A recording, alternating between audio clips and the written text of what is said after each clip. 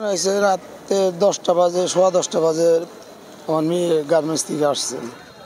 আসার পরে খাওয়া দাওয়া করছে, খাওয়া দাওয়া করে ওই ঘুমাইছে। আমিও ঘুমাইছি। এই 11টা, সাড়ে 11টার দিক দিয়ে চিৎকারের শব্দ পাইলাম খালি। আমার নাতির মেয়েদের তো আবার রড দিয়ে মনে বাড়ি দিছে।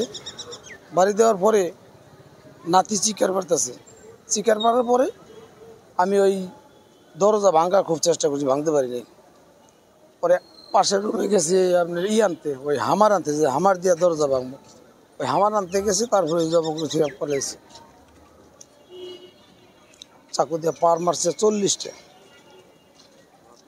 আমি তো ঘরে ঢুকতেই পারিনি। আমি হামার আনতে গেছি, যে দরজাটা ভাঙবো। হামার আনতে গেছি তখন ওই আসামি পলাইছে। শাস্তি আমার মেয়ে নাই, উনিও যাতে এই পৃথিবীতে যাতে না থাকে, এই শাস্তি চাই আমি, সর্বোচ্চ শাস্তি। আমার নাম মোহাম্মদ কদম আলী।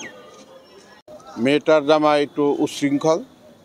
প্রতি মাসে যখন মেয়েটা বেতন পায় তখন আইসা ওই ডাক্কি মাক্কি মাইরা ওই টাকা গোনা নিয়ে যায়। এটা কয়েকবার নেওয়ার পরে আমার এই কেয়ারটেকার কদম আলী তার বিআইকে বলে যে, বিআই এইভাবে যে প্রতি মাসে টাকা নেয়, আমি আর আপনার ছেলের কাছে আমি মেয়ে আর রাখবো না। তখন ওনার বিআই সাহেব বলে যে, বিআই আর একটাবার দেখেন, তারপর আমরা এটা সুষ্ঠু মীমাংসা করি। সে একটাবার দেখবার যে তার একটা মেয়ে যে গতকাল প্রায় আনুমানিক 40টা পার মারছে ছুরি দিয়া, এবং ছুরিটা পার মারার পরে মাথায় বাড়ি দিছে। তখন ওনার একটা নাতি বয়স 8 বছর, ওই নাতিরে বলছে যে তাড়াতাড়ি আমার একটা পানি খাওয়া, 1 গ্লাস। সে পানি আনছে, পানিটাও তার মাকে খাইতে দেনে ওই জামাই।